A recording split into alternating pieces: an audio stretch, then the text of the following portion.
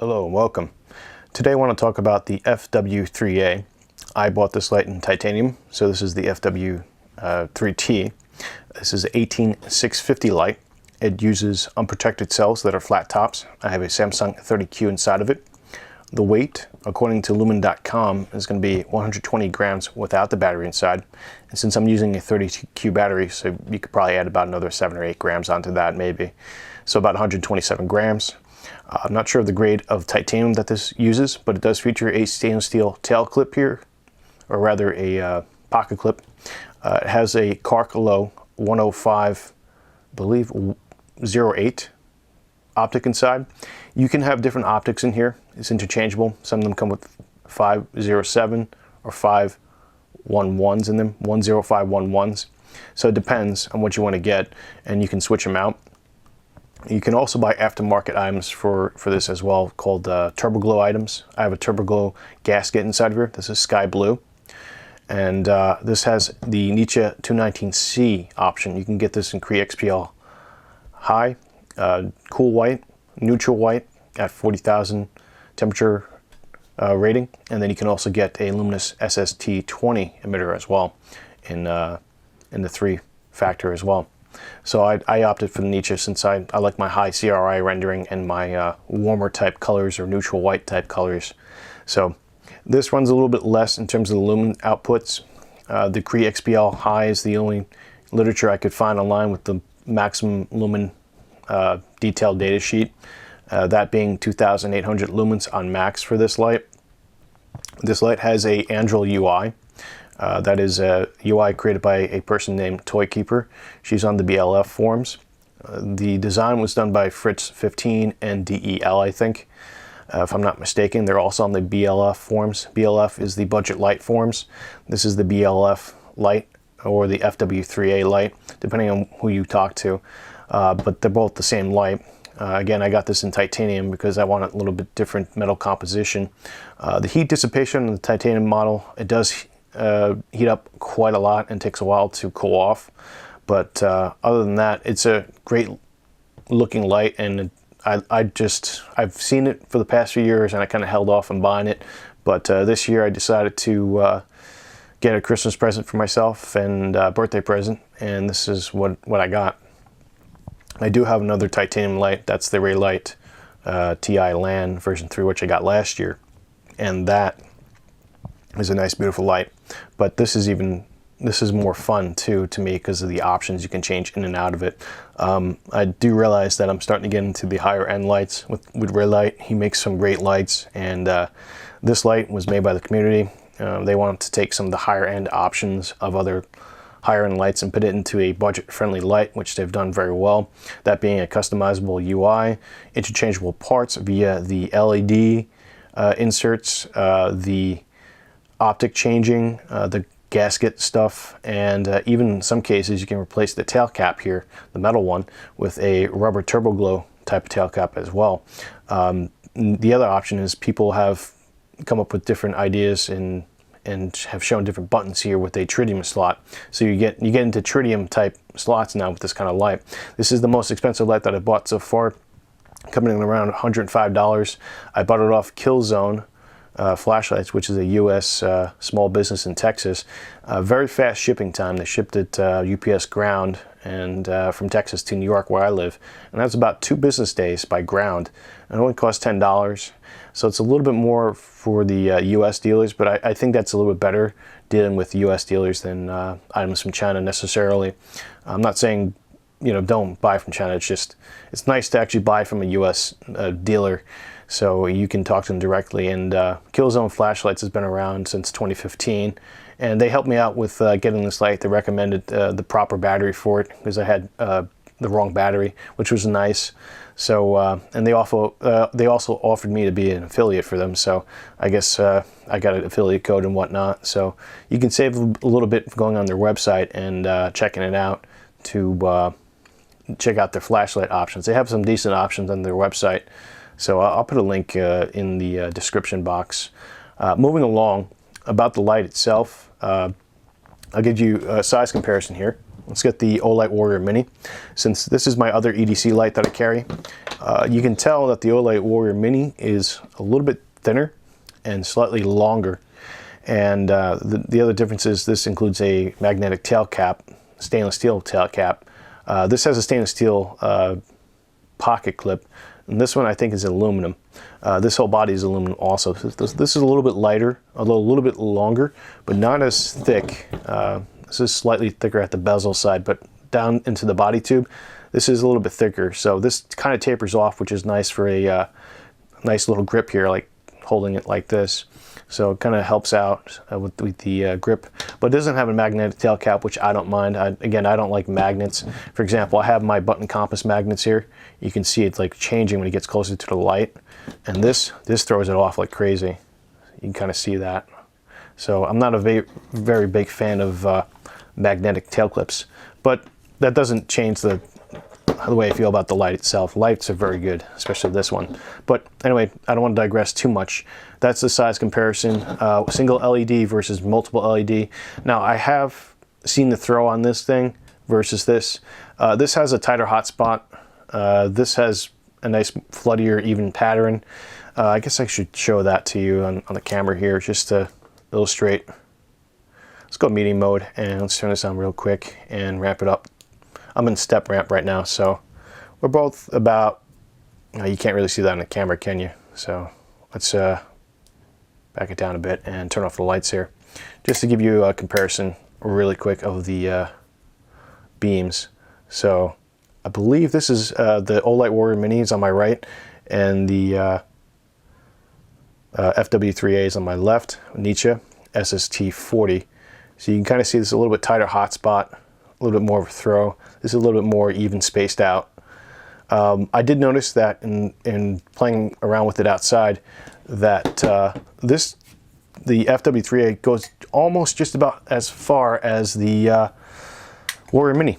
So in terms of throwing for EDC, just for EDC purposes, not like a tactical purpose, but EDC, this gets out almost just the same distance as this, which is surprising me. I guess it's supposed because of the TIR optics in this one versus this one. Even though they're different optics in there, they still kind of, this kind of throws a tiny bit farther, but they're almost on par with each other. So I found that interesting with my comparison with the Warrior Mini. But at any rate, this is my pocket EDC right now. I'm going to switch that up for this because it's a little bit shorter, which is conducive for my carrying methods. But, and again, I do like the neutral colors too, personally preferred. But moving along, let's take apart this real quick so we can look at the inside. It's got some nice knurling on the side here. It's a very straight polished tube. I got the polished titanium. You can get it in stone wash too.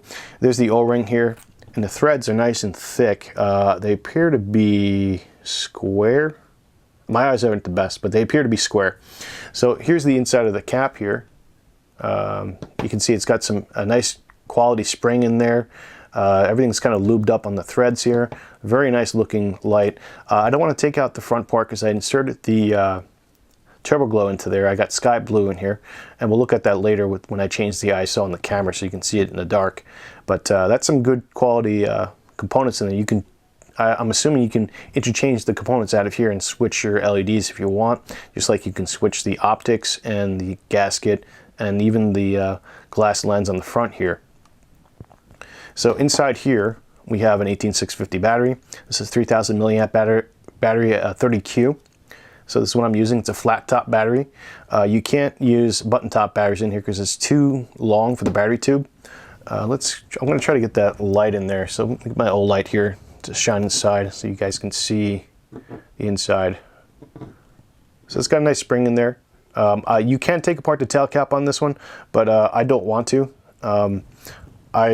I've seen other earlier models of this where people would take apart the tail cap and all the components would fall out, which is, it's not the worst design, it's not the best either. If you know what you're doing, it's not a big issue, but there's some parts in here, they're tiny parts that you can lose, and it'll kind of make it a pain in the ass to put it back together without those parts.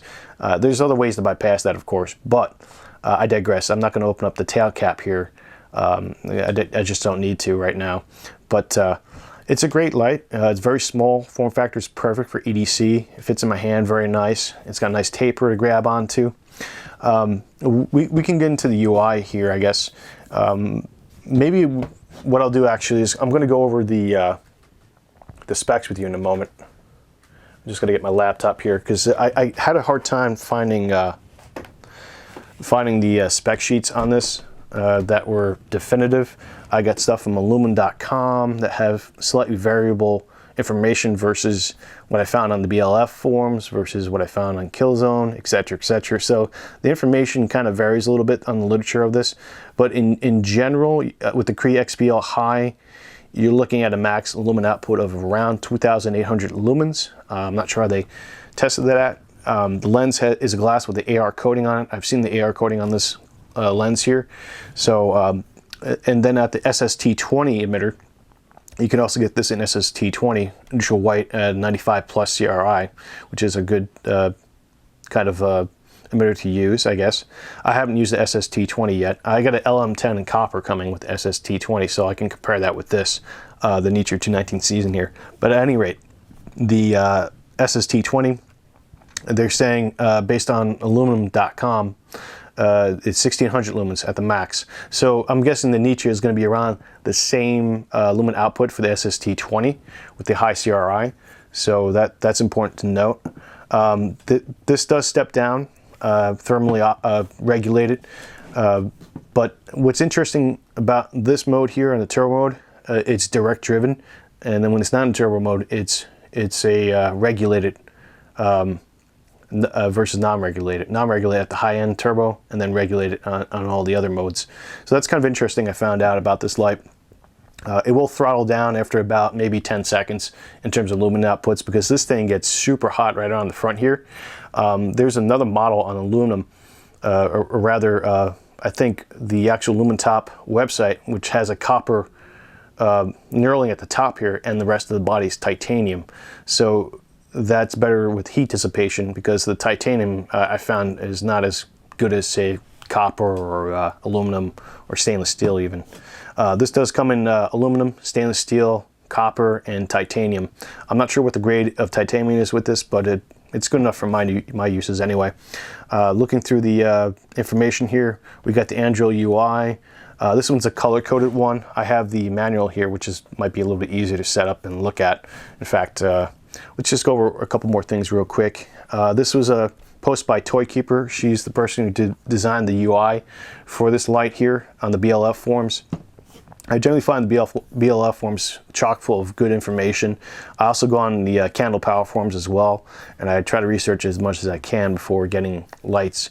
And these have she's done a variation run on this. This post is from 2018, and so it's a little bit dated, and it's only an estimate only. But for example, I've read that this light has a sustained period of about 230 lumens. That's its sustained lighting output, and about 230 lumens or so to about 200 and let's say 70. You're looking at maybe around about 5 hours or 6 hours or so, 230 lumens for runtime on this. So as far as run times go, with the Nietzsche 219C, I don't know. Again, this is done with the Cree XPL high emitters, so I don't know what the runtime is going to be for the Nietzsche 219C. With probably around 200 lumens out of this, which is probably in the middle of the stepping ramp part of the UI, about maybe 3 or 4 hours is what I'm betting on average for the Nietzsche 219C, which is about on average from my experiences with other similar lights with similar or close to similar emitters in it. Anyway, looking at another post here, we have Malkuka, I think his name, I can't pronounce it too well, but this guy's done a fair bit of research and review on this light as well. He's got a couple of information items here that's interested in seeing if you're ever curious to check out the budget light forums. And then he's got like beam profile shots with the Carclo, different types of TRI optics in there. He's doing the 10508, 10509, the 10507, and the 10511. So as you can see, different beam patterns are interchangeable with this light, which is kind of interesting. So you can kind of change it being a floody light versus a more throwy light. even though it's a 3 LED light, which I find that very interesting, and the modular capability of that is what attracted me to it.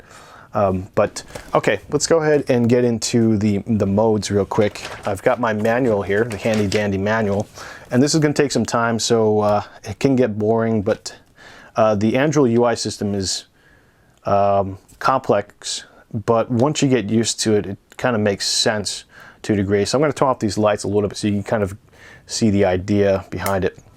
When you get your light, you're going to get it in default mode, which is the ramping UI. To do that, you turn on once. So I have mine set up for a step ramp. So let me click it again. 1, 2, 3. Okay, now we're in ramping mode. This is smooth ramping mode, that is to say. So when you get it in smooth ramping mode here. You can see the LEDs are at the lowest. You turn it off once, push once, turn it back on. It has memory mode as well. So for example, if I turn this on, I ramp it up to, say, right about here is where I like it. Let's turn it off. I would click again once, comes back on in the same mode. So that's pretty cool. I've set my, you can configure the limitations of your ramp modes. You can have only like ramp from 40% to 6% if you want. You can have it ramp from 0% to 100% if you want. So you can configure your ramping modes however you like. And I think that's really cool and interesting to do with this UI. And that gets really complicated, but I don't want to get into that just yet. So we're in ramping mode, hold down, it goes up. This goes up to max here.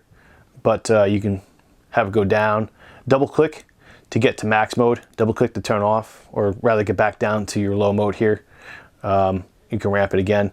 Now what I like about this UI is if I click and hold, it's going to ramp up. If I click and hold again, it's going to ramp down. Now if I click and hold and I wait a few seconds and I click and hold again, it'll ramp up. It'll continue going up instead of going backwards. So you can kind of ramp down, ramp up, and if you're patient, you can wait. And if you notice, it flickers when you hit a certain mark. That's like sort of like a indicator of like what setting you can have it at. I'm not sure what the lumen output is for each, I guess, flash, but that kind of gives you a marker in your smooth ramping UI to always kind of like say, okay, I'm gonna smooth ramp it to about here, and you let go. So that's very useful in terms of like having a consistency pattern of using this mode. In other words, I'll always know at that click point at this brightness is I'm going to get around the same runtime if I use it at that point. Now, if you're like me, I like a little bit more of a definitive nature. So to change the type of ramping modes in here, you can triple click while it's on. So let's get into the other ramping mode, which is a step ramping mode. 1, 2, 3. And now it's on default right now, which is 7 steps to ramp up. 7 steps being 1 the lowest, which is moonlight mode. You can barely see it here, right? So this will be counted as 1 in the system alignment in the system. So you have 1 at the end, and then you have 7 as the max turbo, and in between you have 5 other steps. So you got 1, which is this, and here's max. Okay, and max all the way back down to moonlight. So that is the step 1. Now you can configure the step mode here, and it also has memory mode into it as well. So if I leave it on this, I guess number 2 step, I turn it off, click it once to go back on, it goes into step 2. Now if I hold down and click, it'll always come into low mode, as you can see here. So you can program this, and I'm going to show you how to do that. This takes some time, but to learn, I guess, for me at least. Some people might figure this out real quick, but when you're in any of the modes, like ramp mode, smooth, or step, you would click this 4 times, and it's going to do a quick blink. I'm going to explain it before I do it. It kind of like stutters, like it's got a fast, I guess, strobe to it. That means you're in configuration mode. And what it'll do is it'll blink once to let you know that's in the floor setting. So you can kind of dictate where you want it to go down lowest to. So on one end, you can set your floor down to the lowest point, or move it up as much as you want by clicking. Each time you click, it sets it up to a higher lumen set. So it'll only begin at that point as opposed to the lower point over here. And then once you're done with that, once you're done logging in the clicks here, you stop clicking at your last click, and then it'll blink twice. So that means you're in your ceiling part. So now you're on this end of the top part of your ceiling, which is the highest point. One click will be maximum, and every click from that point will move it closer towards the center to where you want your max in your ramp configuration. So I thought that was interesting how to configure that. So one being max, so if you click it 5 times, it'll move down the scale to, say, a little bit less than turbo mode out over here. So now your ramp will begin to, from where you set it on the first mode, and it'll only go up to that point there as opposed to all the way to turbo in the second configuration. Now the third configuration is very interesting too. So now you set your limits, like instead of being from max down to 0, let's say you set it to like maybe 2 over here and then maybe like 5 down here. So now you're closer, your gradient's shorter, right? And it'll blink again 3 times, and that means you're in your step setting mode. What that means is you have 1 and the final step over here, and if you do a click, you'll mark a point along this line here. So 1 click, 2 click, 3 click, 4 click, 5 click, etc., etc., until you stop clicking. That last click is going to be that final limit. And this by default in the step mode, it has 7 clicks. You have 0, 1, 2, 3, 4, 5, and then 6, and then 7 finally. 7 being the maximum brightness, 1 being the lowest brightness. So that's how the ramp configuration works on the step mode. And I kind of reset mine to, on both the smooth and the ramping modes, to have access to turbo mode within that ramp mode. Some people don't want to have that. They just want to have a limit. That's fine. So let's go ahead and do that in the step mode so you can kind of see what I'm talking about. It's kind of hard to explain it while you're doing it, so I have to explain it before I do it so you can kind of get the audio version of it. But anyway, all right, we're in step mode. Let's turn it on, do 4 clicks, 1, 2, 3, 4. Now we're in first mode. Let's set it the lowest possible we can get. All right, it's gonna wait a few seconds. Now we're in number 2 mode. It's the high mode, set it for the highest, 1 click. And now we're gonna be in third mode, which is your step modes. 1, 2, 3, 4, 5, 6, 7. It's gonna log that in. All right, now it's logged in. So so you can turn it off and you begin. There's number 1, the lowest mode, which we set initially in the first portion of it. And we ramp it up. As you can see, there's 7 modes on this. This is the max one. And we'll go back down because this is gonna get really hot, like we set in the second mode. And the steps that it takes to get to that in the third mode is what we set it at. So that's really confusing. I understand it sounds very confusing, but once you actually get the light in your hand, you play with it, you'll figure it out. But so I prefer to have my in the default. This is set. I set it back to default here. I prefer on number 2 step personally for using. I don't like to use my lights super bright. A lot of the times, a lot of my work is done with the low modes anyway. So I didn't buy this light from the max light output on it. So some people might have different uses for it though. But I digress. Going over the other modes in here. Now we've covered the step mode part of it. Let's go over the strobe modes. This is kind of cool. So you start from off here, and you have a click, click, and a hold. So and that will get you into the strobe here. So from off. We're off right now. 1, 2, hold. We're in strobe modes. And this starts out by default in candle. And this also has memory too. So if you, in this cycling here, to cycle it, you need to do 2 fast clicks to cycle modes. So, but before we cycle the mode, this is called candle mode.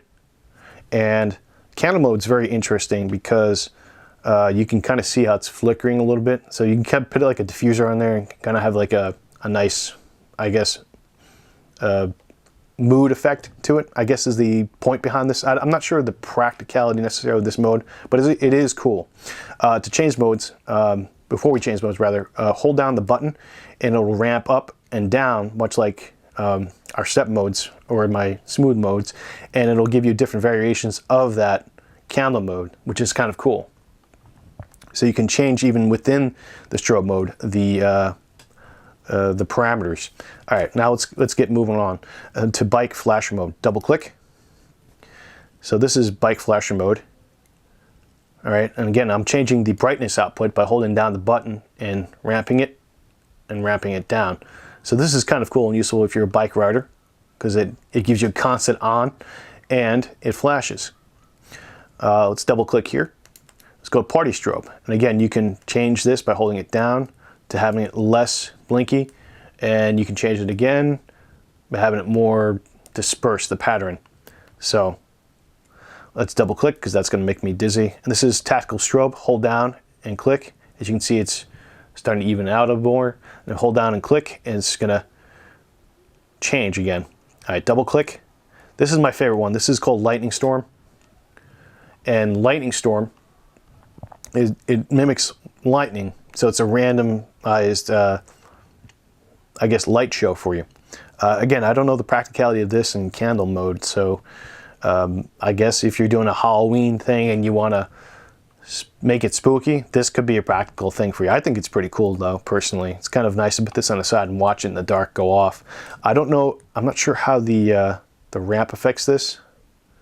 I don't know if it does. It's kind of hard to tell. I can't tell. So I don't know about that personally, but double click, get back into candle mode. Now, to get out of this mode, just simply click once and it goes off, and it comes back into whatever configuration you had it for the ramping configuration. So you get back to home base, so to speak. So that's strobe modes.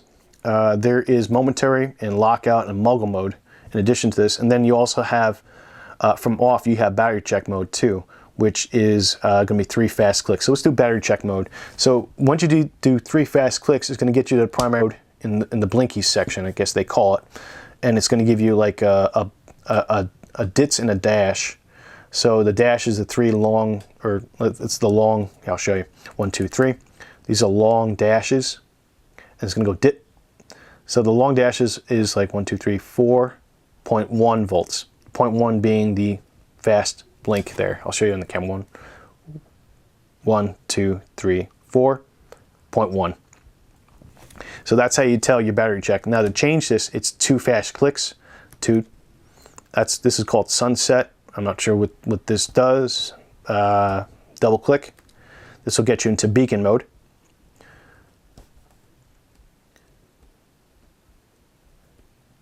One, 2. This is the temperature check. So I'm not sure how this works exactly, or how to calculate that. Yeah, I can't tell if it's made for Celsius or Fahrenheit. Again, I don't know. So 1, 2, we'll get back to battery check. And this will keep going. To get out of this, you just click once, it goes off, and now you're back to home base in your ramp mode, whichever one you're using. What's cool from off, you can also toggle lockout mode, which is interesting. Lockout mode is going to be 1, 2, 3, 4, and it's going to flash once to let you know it's in lockout mode. What I like about lockout mode is you get 2 options in it. You got the first option when you hold down. It's a very low mode, moonlight mode, very, very useful. And if you do 1, 2, it's a little bit brighter. At least on one of my other settings, it was brighter. Well, and when I was playing with it, a double click would get you like a secondary type of brightness level. But momentary, it's a moonlight mode, which is nice to have in case you just want to look at something real quick and you're done. So that's lockout mode. So it's not going to burn off your pants or anything like that, because this will start fires, this light. So you got to be really careful about using this without the lockout mode. I like lockout modes personally on my lights, all of my lights, if I can have it. It's the one thing that I prefer if it's going to be drained. I don't like my lights being drained. Now this is an E-switch behind here, so this does have some sort of parasitic drain. It's not a full mechanical type switch, I guess you could say, but it is an E-switch, electronic switch. To get out of lockout mode, it's 4 clicks again. 1, 2, 3, 4. Blinks again. Now you're back into your home base, which is ramp mode. So we also have mogul mode. What I like about mogul mode, we're going to skip momentary. I'm not sure how to get out of that other than screwing it and then resetting it. It's just a momentary blink mode. I don't know how to get out of the 5-click mode, so we're going to skip the 5-click for now. Mogul mode is going to be 6, so it's 1, 2, 3, 4, 5, 6. Now we're in mogul mode because it blinks. What I like about mogul mode is it only goes to a certain gradient, and it's very basic. So you turn it on, you got a light. Hold it down, it comes on. Basically, mogul mode's for a conservative use of the light. If you're going to give it to a friend and you're not sure how they're going to use the light, or if they don't know how to use the light, you can say, okay, well, this is dummy mode, basically. That's what I like to call it. But it's kind of nice to have in case you don't want somebody getting hurt with this light, basically. It's like the safety feature of the light, in my opinion anyway. That's the way I see it. So they don't like accidentally double click and have the light on turbo the whole entire time and they realize, oh man, this thing's getting hot. How do I change this? Like, you don't want to give this light to just anybody to use. This is kind of like a way to just make it easy for them, I guess, is the word for it. So to get out of mogul mode, you start from off again. You start 6 clicks. 1, 2, 3, 4, 5, 6. And we're back out. So that is the general overview of the Android UI. Very complex, but once you get used to it, I haven't learned everything about it either. So it's going to take some time. But it's a great UI, and you can change the UI in this. You can upload different software, I know that Toy Keeper said you could probably upload a clone of the Olight UI, which is kind of cool with this light and its components. The hardware in here allows for that. So again, this is a very, very complex light, in my opinion, but it's also a very modular light, which in my opinion is a great thing. It's something I haven't seen yet on lights around this price range or lower. I think the aluminum version of this goes for around like $35 to $50 depending on where you get it. And copper is like $69, and then stainless steel is also like I think $69, and then the titanium version of this is like $95. They also make a titanium version of this with a copper knurling here in the center for better heat dissipation for about the same price. Some of the, I guess, negatives about this that I can think of right now is just that the first initial run of the tail cap was fixed. A lot of the components would fall out of the tail cap if you unscrewed it. They've changed that. It does build up heat really quickly in the titanium model, and I've heard that it does that in the aluminum models. So maybe, I guess, a negative would be a better heat dissipation system within it. Other than that, I don't think there's any other negative criticisms I have about it. I mean, I personally like the pocket clip. It's stainless steel. I'm sure you could probably change that with another one if you wanted to, but I guess you could say that it's a basic design as a negative. I'm not really bothered by it personally, but you could say that if you're really picky about your pocket clips. I find that it works more than adequately for what I want. It's got a nice retention strength to it. Overall, for its size, though, what it offers and what it has is that it's a very, very practical light. We're going to get some beam shots with this in a few moments to see outside compared to with the Olight Warrior Mini. That's just a standard comparison. We're back. We're doing a demonstration of the TURBOGLOW gasket, an FW3A in sky blue. We're shooting at an aperture 7.1. Shutter speed's 50 at 24 frames per second. ISO's 2500 at a temperature rating of 4500 Kelvin on a Panasonic GH2.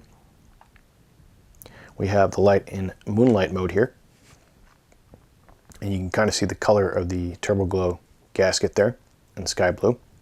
And the Nietzsche 219C emitters. I'm going to go ahead and charge this up.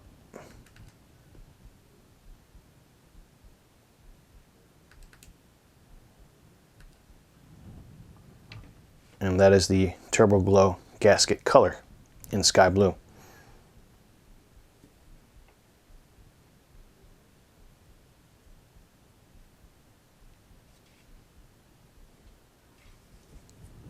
Here's what the TURBOGLOW gasket looks like about a foot away, zoomed out.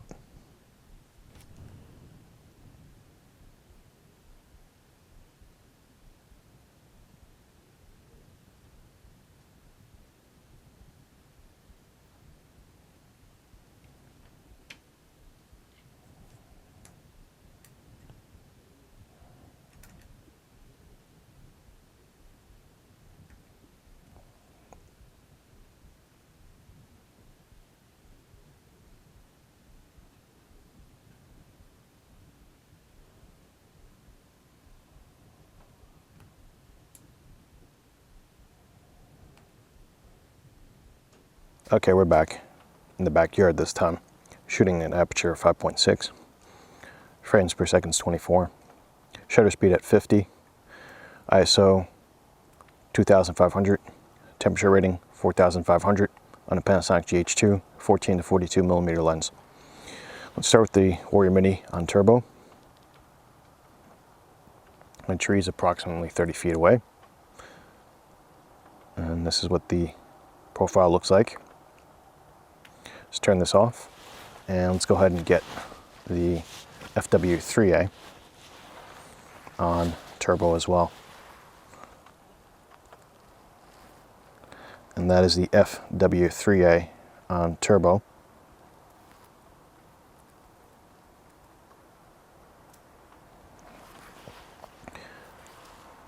Let's go ahead and do the ramping in the FW3A here, starting from moonlight mode, which we can see in the camera here. And I'm going to go ahead and ramp it up.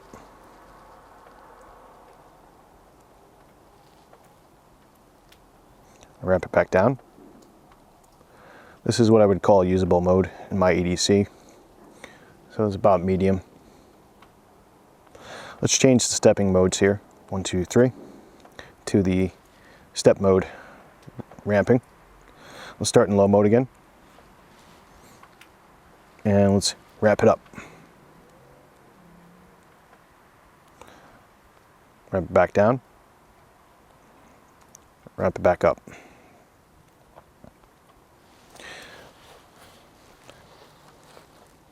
Let's compare the Warrior Mini on turbo to the FW3A. Warrior Mini in my left hand here, and FW3A on my right. You can see they're pretty comparable. The Warrior Mini has a little bit tighter heart spot and a little bit more of a throw, but the FW3A has a wider flood type beam. And as you can see, the temperature difference is a little bit different between the Nietzsche 219C and the SST40 in the Warrior Mini. Okay, I'm going to do a walk in the backyard in the snow. I don't recommend doing this without boots. I don't have boots, I just have sneakers. We're going to walk with the FW3A on medium and see what it looks like.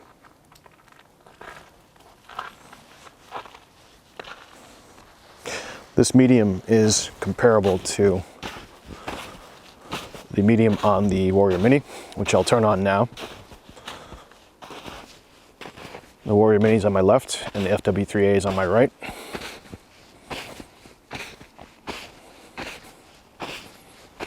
You can see a bunch of deer track here in the backyard. We'll walk around the tree here.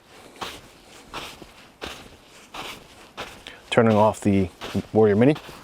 Yeah, we now have the FW3A on in, I think, step 4 or 5. That's the equivalency to the Warrior Mini on medium. And we're now about 45 feet away from the camera, almost to the edge of the property back here. I don't know if you can see me, but this is what it looks like on medium. We're about 50 feet away, 45, 50 feet. Going to turn off the FW3A. Going to turn on the Warrior Mini to give the FW3A some time to cool off a little bit. This is on medium mode on the Warrior Mini for comparison. I'm going to start this on low again. Moonlight on the Warrior Mini. Low 1, medium, and then high. And this is turbo.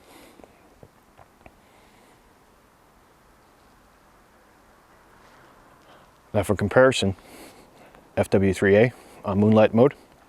I'm going to ramp it up. And this is max.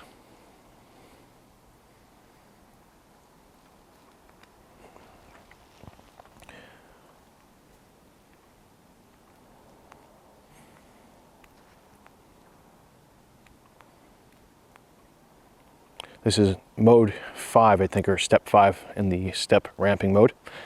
And I'm going to go ahead and turn on the Warrior Mini and get it to medium mode. And we're going to walk back to the camera. The Warrior Mini is in my left hand, and the FW3A is in my right hand.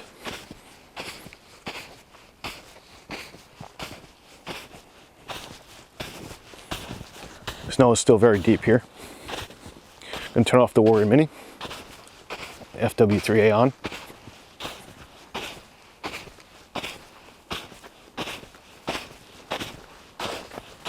The place I got my light from is called Killzone Flashlights, and I found them just recently, and they have a good selection of flashlights, and they're very attentive. They gave me great customer service and great shipping.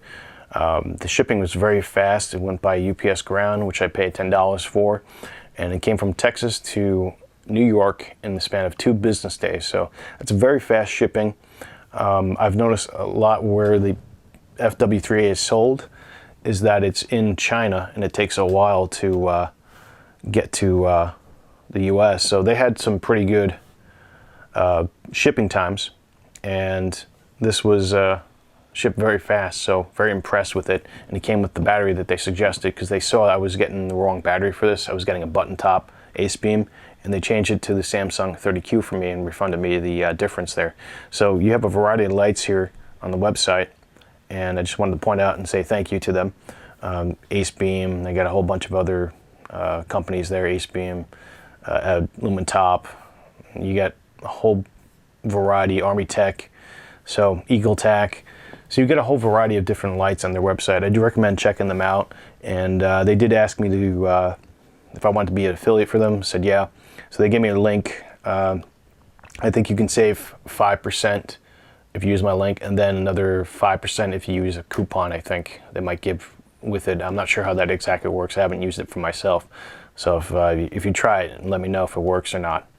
But I just wanted to give it a shout out to Killzone. Thank you for helping me out with my order, and I recommend them for their customer service. Overall, the FW3A in titanium is a great light. You got the interchangeable modular parts such as the Carclo optics. You get different options with the LED tints, Nietzsche, SST20, Cree XPL High and Cool White, and also Neutral White. So you have 4 different options for emitters.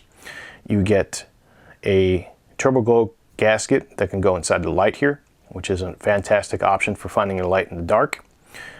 The tail cap can be changed to a TURBOGLOW tail cap as well and replaced. All the parts are easily accessible, and the threads and the greasing is fine, the O-ring. The clip is decent. So overall, this is a great light, and not to mention the UI is a fantastic UI. So hats off to Toy Keeper, Fritz 15 I think, and DEL from BLF. You guys did a great job in designing a light, and hats off to Lumintop for a fantastic light. I think this light is one of the best lights you can get for an EDC carry. I do know they make the LM10, which is a more ornate version of this basically. I've ordered one in a copper. It's going to take some time to get here, but we'll go over that when it comes here. But for now, the FW3A in titanium is a fantastic light. And suggestions for upgrades and ideas, I would have to say a better heat sinking on the titanium model at least. Find some way to kind of improve that and improve the turbo mode runtime. Now I say that not as a turbo mode user. I don't buy a light for its turbo mode. I buy a light for its mid modes and its run times. So another, I guess, improvement would be to add some sort of chart. I know it's kind of tough to do, but you could take the 7 default steps that are in the secondary ramp mode or the step ramp mode and kind of measure based on that. And then I understand you have users who want to kind of customize it, so kind of it's not as practical as it would be in a lock system, but still some kind of measurement for the lumens and the run times would be fantastic if it came with the light, the literature speaking from the manual perspective. Other than that, the UI is fantastic. I love it. The thunderstorm, the candle mode, the strobe modes, that's a lot of fun. I enjoy that. It's not very practical for my uses, but it's nice to see a light that does so many things, that can accept different softwares. You can replace the hardware parts on it. Overall, I do recommend it if you're looking for a more invested interest in flashlights, and if you want to get into more of the custom high-end stuff, this would be a good starting point to check out, especially the titanium or copper models. And that's all I pretty much have to say for this light. Thank you for watching.